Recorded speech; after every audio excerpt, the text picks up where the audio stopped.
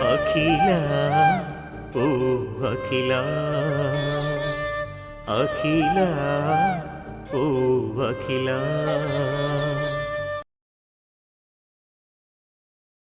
ఇలా చూడు, నువ్వు ఇంటర్వ్యూకి సవ్యంగా అటెండ్ అయ్యావు కదా, రిటర్న్ టెస్ట్ సరిగ్గా రాసావు కదా, మరి ఎందుకు ఈ సిఫార్సులన్నీ? నానా నానా 10 ఖాళీలైనా అక్కడ ఉన్నాయి. వాటికి 416 మంది పోటీ పడుతున్నారు. 10 ఖాళీలకి 416 మంది అంటే సిఫార్సు లేకుండా సాధించడం కష్టం. ఇలా చూడు కార్తీక్, సొంత ప్రతిభతోనే ఉద్యోగం తెచ్చుకోవాలి. ఇటువంటి సిఫార్సులతో ఉద్యోగం తెచ్చుకోకూడదు. అది నా పాలసీ. ఈ పాలసీ వల్ల ఇప్పుడు ఏ ఉద్యోగం రాదు నాన్న. ప్రస్తుతం సిఫార్సు ఉంటే చాలు, ఏ ప్రతిభ అవసరం లేదు. ఈ విధంగా మాట్లాడడం నాకు ఇష్టం ఉండదని తెలిసి కూడా నువ్వు అదే విధంగా మాట్లాడుతున్నావు. నీకు అర్థమయ్యేటట్టు చెప్పడం ఎలాగో నాకు తోచట్లేదు. నాకు ఆఫీస్ టైమింగ్ వస్తా. నానా ప్లీజ్ నానా. నానా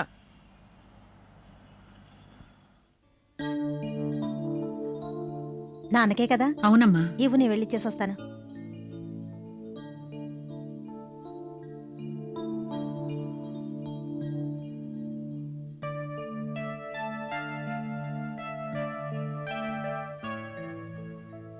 ఇదిగో. ఇలా అయ్యమ్మా. ఏమిటి ఆలోచిస్తున్నా? ఏం లేదమ్మా. క్రింద కూర్చున్నావటి, ఇలా కూర్చో. పర్వాలేదు నాన్న, ఇక్కడే కూర్చుంటాను, బానే ఉంది. అమ్మా, రోజు మొత్తం పని చేస్తూనే ఉంటావు. ఈ చిన్న చిన్న పనులు కూడా నువ్వే చేయాలమ్మా. అమ్మేం చేస్తుంది? ఆ అమ్మాయి తీసుకొస్తోంది, నేనే తన దగ్గర నుంచి తీసుకున్నాను.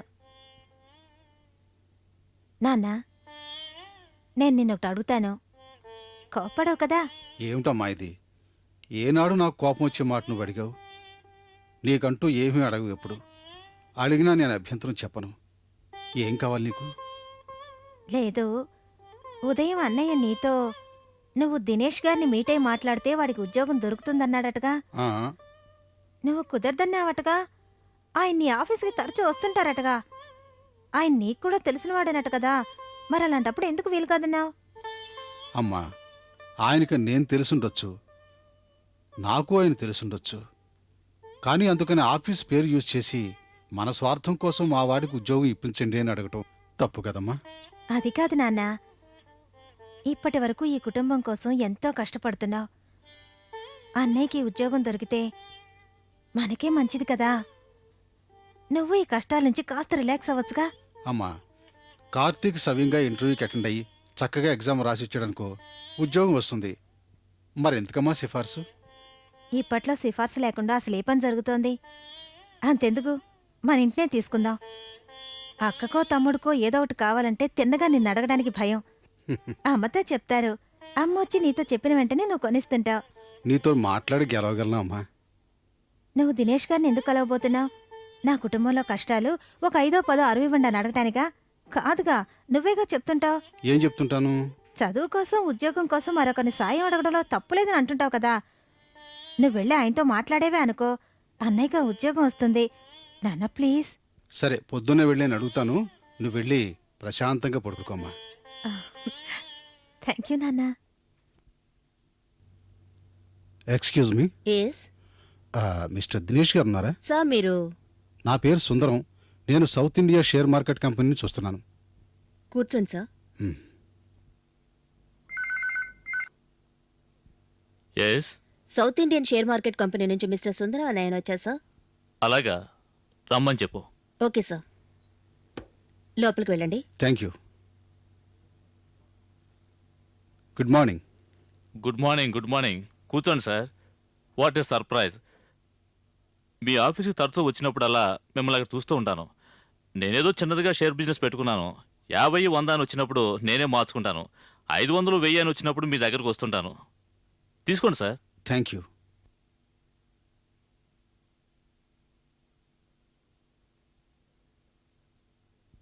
చెప్పండి సార్, మీకు నేనేం చేసి పెట్టాలి? నాకు కొడుకున్నాడు, కార్తీక్ అని పేరు. బీకాం పూర్తి చేశాడు. నంది కమర్షియల్ బ్యాంకులో ప్రొబేషనరీ ఆఫీసర్ పోస్ట్ కోసం ఎగ్జామ్ రాసి ఇంటర్వ్యూకి అటెండ్ అయ్యాడు. అవునవును, ఎగ్జామ్ పూర్తయి ఇంటర్వ్యూ కూడా లాస్ట్ మంత్ జరిగింది కదా. అవును సార్, కానీ వేకెన్సీస్ బాగా ఎక్కువగా ఉన్నందువల్ల ప్రెషర్ ఎంతో ఎక్కువగా ఉన్నట్టు తెలిసింది. అందుకని. అవునండి, 400 మందికి పైన ఇంటర్వ్యూ అటెండ్ అయ్యారట. అందులో 50% చక్కగా పెర్ఫామ్ చేశారట. కానీ వేకెన్సీస్ ఎగ్జాక్ట్లీ 10 ఓన్లీ. అందులో సగం బయటోళ్ళలోనే ఉంటాయి. ఇప్పుడు నా కుటుంబం ఉన్న పరిస్థితిలో నా కొడుకు ఉద్యోగం దొరికితే ఎంతో సహాయంగా ఉంటుంది. మీరు మాట చెప్పారంటే ఈ ఉద్యోగం ఖచ్చితంగా నా కొడుకే వస్తుందని అందరూ అంటున్నారు. అందుకని మిమ్మల్ని మీట్ అవుదాని వచ్చాను. తప్పుగా అనుకోకండి. నోనో దాందే ఉంది సార్. బట్ ఓ చిన్న విషయం, ఇప్పుడున్న ప్రెషర్లో కాంపిటీషన్ హెవీగా ఉంది. అందువల్ల తెలుసు సార్, నా కొడుకు బీకామ్ ఫస్ట్ క్లాస్లో పాస్ అయ్యాడు. ఇంటర్వ్యూ కూడా చక్కగా అటెండ్ అయ్యాడు. ఇది నా కొడుకుని చెప్పడం లేదు, వాడి పోస్టుకి అర్హత కలవాడని నేను అనుకుంటున్నందువల్ల చెప్తున్నాను. మీరు పూనుకుంటే మీ గురించి చాలామంది చెప్పగా విన్నాను. నిజాయితీ కలవారు, చాలా డిఫరెంట్ అయిన మనిషి అని. మీరే ఇటువంటి వారైతే మీ అబ్బాయి గురించి అడగనవసరం లేదు. No second opinion. బట్ నాకున్న కోట 2 సీట్లే. 2 రోజుల ముందే బెంగళూరులో ఒక అబ్బాయికి పోస్టింగ్ వేయించాను. మిగిలింది ఒకే ఒక పోస్ట్. ఇంతవరకు ఎవరికి కన్ఫర్మ్ చేయలేదు. అందులోనూ మీరు అడగటం వల్ల మనం ఒక చిన్న డీల్కి వద్దాం. తప్పుగా అనుకోకండి సుందరమూర్తి గారు, బేసిక్గా నేను వ్యాపారస్తున్నాయి. ఈ వేకెన్సీలు సంవత్సరానికి 1-2 నాకు వస్తాయి. అందువల్ల ఒక్కో వేకెన్సీకి 1 లక్షని ఫిక్స్ చేసుకున్నాను. అందులో ఒకటి ఇదివరకే బెంగళూరు అబ్బాయికి డబ్బు తీసుకుని ఆర్డర్ తీసుకొచ్చి ఇచ్చాను. మీరు 1 లక్ష రూపాయలు ఇస్తే వెంటనే ఆర్డర్ తీసుకొచ్చి ఇస్తాను. మీరు చెప్పింది కరెక్టే సార్. ఈ ఉద్యోగానికి లక్ష్య వచ్చు, నేను కాదంటం లేదు. కానీ నా ఫ్యామిలీ ఉన్న పరిస్థితిలో ₹1,00,000 నేను ఇవ్వటం అనేది కనీసం నేను ఊహించడానికి కూడా వీలేని విషయం. అంత డబ్బుంటే నేను నా కూతురికి పెళ్లి చేసేస్తాను. ఓకే మిస్టర్ సుందరమూర్తి, మనిద్దరం కూడా బిజినెస్లో ఉన్నాం. ఒకరికొకరం అడ్జస్ట్ అవుతూ పోతుండాలి. ఓకే, నేనే దిగొస్తాను. ఎందుకో తెలుసా? మీకోసం. మొట్టమొదటిసారి నా వద్దకు సాయం అడుగుతూ వచ్చారు. మిమ్మల్ని ఏమాత్రం నిరాశపరిచి పంపటం నాకిష్టం లేదు. సో ఎవరికి ఇవ్వనటువంటి కన్సెషన్ 25% మీకిస్తున్నాను. మీరు ఒక 75,000 రెడీ చేయండి. అందుకు మీకు 24 గంటలు టైం ఇస్తున్నాను. ట్రై చేసి చూడండి. But this is the maximum help for you.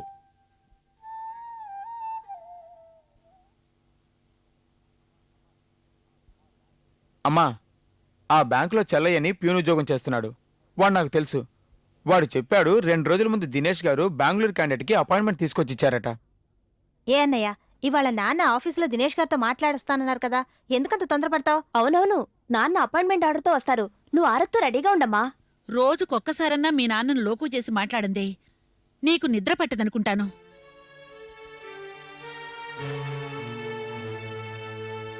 ఉండు, నా కుర్చీ తీసుకొస్తాను.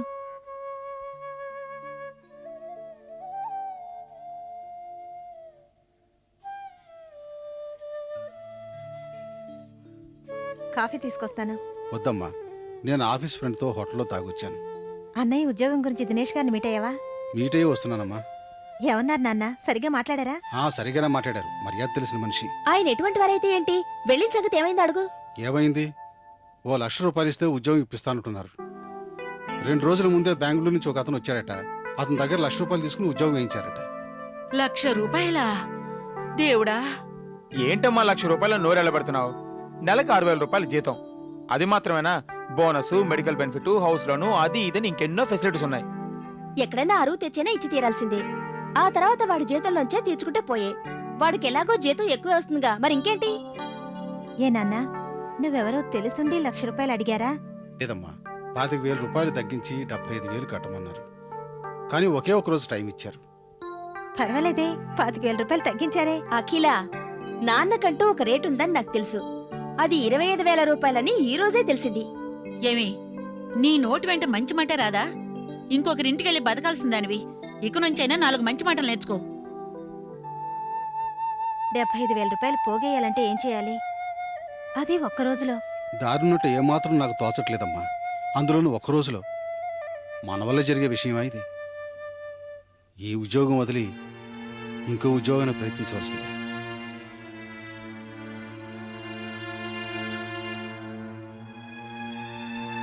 అఖిల, దీని నుంచి ఒక నిజం అర్థమవుతుంది అఖిల.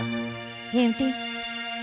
చక్కగా చదివించి పిల్లోడు సరిగ్గా చదవలేదంటే నాకు పుట్టిన పిల్లోడు దండగాని తండ్రి అనుకున్నట్టుగానే చక్కగా చదువుకున్న పిల్లాడికి తండ్రి ఓ ఉద్యోగం వేయించలేకపోయాడంటే ఆ పిల్లాడు తండ్రిని దండగాని అనుకోవచ్చు కదా.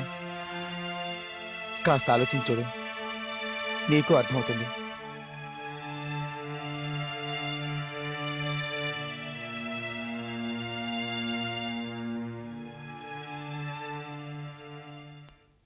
బావా, మన విశ్వ జాక్పాట్ కొట్టేశాడ్రా. విశ్వ జాక్పట వాడు రేసు కూడా వెళ్తాడా? నువ్వు సుత్తిరా, రేసుకు వెళ్తేనే జాక్పాట్ కొట్టాలా? వాడు రియల్ లైఫ్ లోనే జాక్పాట్ కొట్టాడు. మరి ఇక చిల్లర లేకపోతే మనం వెళ్ళి గురుగారినే కలవాలన్నమాట. ఇండియాకున్న అప్పులని తీరినా కూడా వీడి సమస్యలు మాత్రం తీరవరా. నువ్వు మిగిలిన చెప్పరా బా, మనోడు జాక్పట ఎలా కొట్టాడు? గుంటూరులో ఎవరో పెద్ద కోటీశ్వరుడట, పొగాకు వ్యాపారం చేస్తున్నాడట. వాళ్ళ ఏకే కుమార్తెకు మన విశ్వాన్ని ఫిక్స్ చేశారు. హజారా ఏంటి నువ్వు అనేది? పిల్ల తండ్రి కోటీశ్వరుడు అంటున్నావు, మనవాడు ఏ రోజు బట్టలు ఆ రోజు ఉతుక్కొని వేసుకునే బాబుతో లాజిక్ కొడుతుందే, అంత కన్ఫ్యూజ్ గా ఉందే. నువ్వు మిగిలింది విను, కన్ఫ్యూషన్ తగ్గి సెటిల్ అవుతావు. 2 ఫ్యామిలీలు నిశ్చితార్థం కూడా కానిచ్చేశారు. పెళ్లి తిరుపతిలో బావా. అందుకే 5 రోజుల్లో గురుగారు ఇటు రావట్లేదా? ఏరా కోటీశ్వరుడు ఇంటి సంబంధం అంటున్నావు, తిరుపతిలో పెళ్ళి అంటున్నావు, ఒకటి మ్యాచ్ అవడం లేదే. బావా పెళ్లి ఎంతో సింపుల్ గా చేస్తున్నారు. ఎందుకంటే అమ్మాయి పెళ్ళైన 3 నెలల్లోనే డైవర్స్ అయిపోయింది. 3 నెలల్లోనా? అవునరా, పెళ్లి కొడుకు ఫస్ట్ నైట్ లోనే గదిలోకి వెళ్ళి అమ్మాయితో బస్ ఆట ఆడుకుందామా లేక రైలు ఆట ఆడుకుందామా అన్నట. అమ్మాయి అప్సెట్ అయింది. అప్పుడు ఏమైందంటే, సర్లే ఏముందిక, మనకెందుకు లేని పాప రైలెక్కిపోయి ఉంటుంది. అప్పుడు మన వాడు సెకండ్ హ్యాండ్ పెళ్లి కొడుకని చెప్పు. అవునా అంతే. ఏంటబ్బాయిలు అందరూ నవ్వుకుంటున్నారు? ఎప్పుడు చూడలేదు? ఏమయ్యా కార్తీక్, టైం అవుతుందయ్యా, చెప్పిన పని చూడకుండా ఇక్కడ కూర్చున్నావేంటి? లేదు, నువ్వు చెప్పినట్టుగా మా నాన్న దినేష్ గారిని వెళ్ళి మీట్ అయ్యారట. మా నాన్న కోసం 25,000 రూపాయలు రిబేట్ ఇచ్చి 75,000 రూపాయలు అడిగారట. ఇంకేంటి, వెంటనే ఇల్లు అమ్మేసి తీసుకెళ్లి కట్టక ఆడపిల్ల కబుర్లు చెప్పుకుంటూ కూర్చున్నావా? ఇల్లు అమ్మేయచ్చు అనుకో, కానీ అది మన ఇల్లు కాదుగా, ఎవరింట్లోనూ అద్దుకుంటున్నావు. బావా ఎక్కడన్నా అరువు తీసుకున్న ఉద్యోగం తెచ్చుకోరా ముందు. బ్యాంక్ చెప్పంటే మాట్లా. సరేరా, అది ఎవరు చేయాలి? కన్నందుకు మా నాన్నయ్యగా. ఆయన వాళ్ళ కాదని చేతులెత్తేశాడు. కార్తీక్, నేను ఆఖరిసారి చెప్తున్నాను, దినేష్ను వదిలిపెట్టావనుకో మిస్టేక్ చేసినట్టే. చెప్తున్నాను, అర్థం చేసుకో. మణి ఒక్క పొట్లం తీసుకుంటున్నా.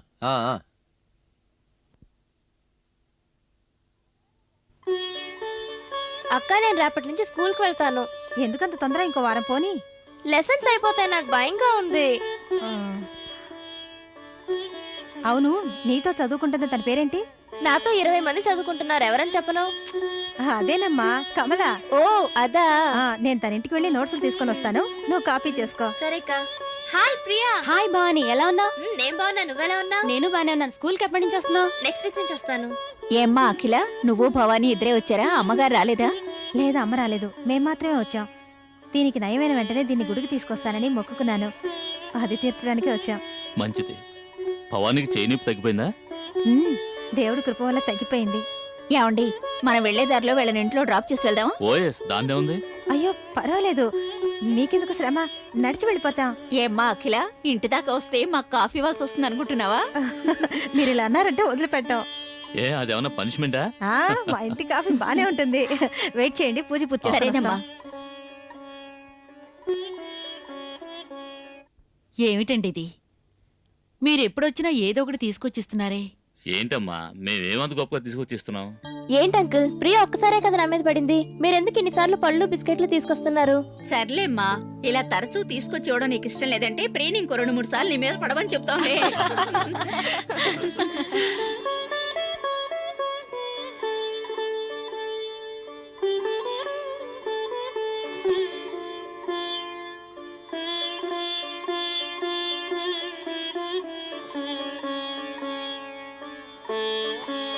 వీడు మా పెద్దబ్బాయి కార్తీక్, వీడు శివ. వీళ్ళిద్దరూ మీకు తెలిసిన వాళ్లే. వీళ్ళే బాబు ప్రియ వాళ్ళ అమ్మా నాన్న. ఆ రోజు వచ్చేళ్లారని చెప్పానే. నమస్కారం. హలో ఏమండి, ఇంతవరకు మేము 2 సార్లు ఇక్కడికి వచ్చాం. ఏంటి ఎప్పుడు వచ్చినా భవానీ వాళ్ళ నాన్నగారిని మీట్ అవ్వడం కుదరటం లేదు? అదేంటో సార్, మా నాన్నగారు ఉన్నప్పుడు రావడం లేదా, లేక మా నాన్న లేని టైం చూసి మీరు వస్తున్నారో తెలియడం లేదు. మా నాన్న వచ్చేసారు.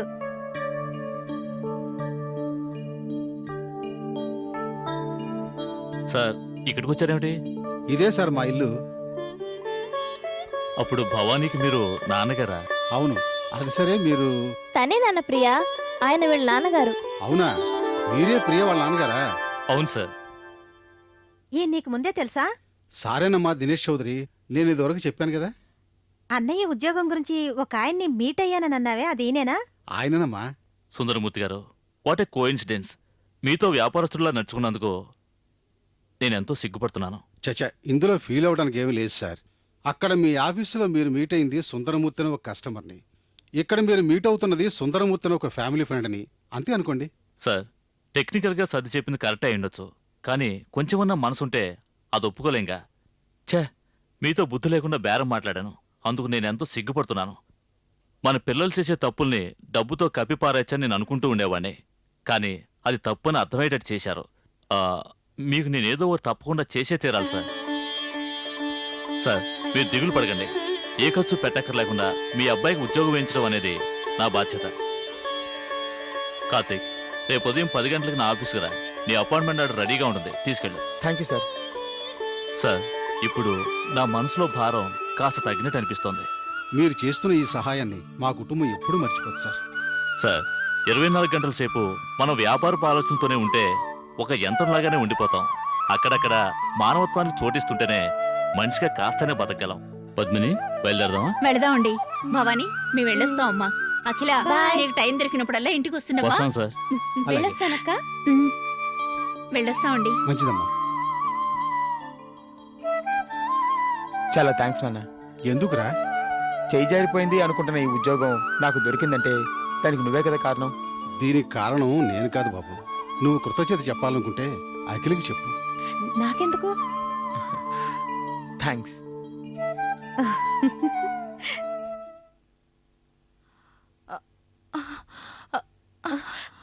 ఏంటమ్మా, ఏమైంది? ఏమీ లేదమ్మా. ఏమ్మా, ఎండ ఎక్కువగా ఉంది, నువ్వు రావద్దు, నేను అక్క వెళ్తామంటే నువ్వు విన్నావా? ఏంటమ్మా, రా కాసేపు ఇక్కడ కూర్చో. పర్వాలేదమ్మా. నేను అప్పుడే ఆటోలో వెళ్దామన్నాను కదా, మీరిద్దరు విన్నారా? అవును, ఏదో రేషన్ లో రైసు కెరోసిన్ పామాయిల్ కొనుక్కోవడం వల్ల 10-20 మిగులుతున్నాయి. ఆ కాస్త తీసుకెళ్లి ఆటో నెత్తిన కొట్టమంటావా? అమ్మకి బాలేదు కదా, అందుకే అంటున్నాను. లలిత, కాస్త మాట్లాడకుండా ఉంటావా? నాకు కష్టంగా ఉందని నేను అన్నానా? మీతో పాటు నడవలేకపోతున్నాను. కాస్త మెల్లగా వెళ్తే పోలా? నడవగలుగుతావా? నడుస్తానమ్మా. మెల్లగా నడు చాలు. ఆ, అక్క, నువ్వు చేపట్టుకో. ఏమ్మా, ఆ, రేపు ఈ పాటికి అత్తయ్య మావయ్య ఊరి నుంచి వచ్చేస్తారు కదా? ఆ. నాకెందుకో వాళ్ళు వచ్చిన వెంటనే అక్క విషయం మాట్లాడి ఓకే చేస్తారనిపిస్తోంది. నాకు అలాగే అనిపిస్తుంది. పర్వాలేదులే. నీకేం అనిపించట్లేదా? నాకేమీ అలా అనిపించట్లేదు. నీ నోటి వెంట మంచి మాటే రాదా? అమ్మా, వాళ్ళు బాంబే నుంచి వచ్చేటప్పుడే రిటర్న్ లో కూడా మన ఇంటికి వచ్చి వెళ్లాలనేదే వాళ్ళ ప్లాన్. అందువల్ల ఇప్పుడు రావటంలో ఏదో విశేషం ఉంటుందని నేను అనుకోవట్లేదు. కాదక్క, వాళ్ళు బాంబేకి రిటర్న్ టికెట్స్ తీసుకోమంటే ఒక సాకు. ఎందుకో కరెక్ట్ గా చెప్పనా? నువ్వన్నీ కరెక్ట్ గానే చెప్తావు. నువ్వు హోమ్ మినిస్టర్ కదా. ఏమైనా నువ్వు బావకి బాగా నచ్చావు, ఆయన నిన్నే పెళ్లి చేసుకుంటాడు. సరే, వాళ్ళు వచ్చారనుకో, ఈ వసంతని ఎక్కడుంచాలి? ఎక్కడుంచాలి అంటే? మరి వాళ్ళు వచ్చినప్పుడు అత్తయ్య ఉంటే ఇంట్లో జరగాల్సిన విషయం కాస్త చెడదు? ఆవిడుంటే ఏ విషయం చెడుతుంది? ఏమిటే నువ్వే ఇలా అడిగేశావు? ఆవిడని అత్తయ్యని చెప్తావా లేక పర్మిషన్ చెప్తావా? అమ్మా, నువ్వు పని మనిషి అని చెప్పమంటే అలాగే చెప్తాం.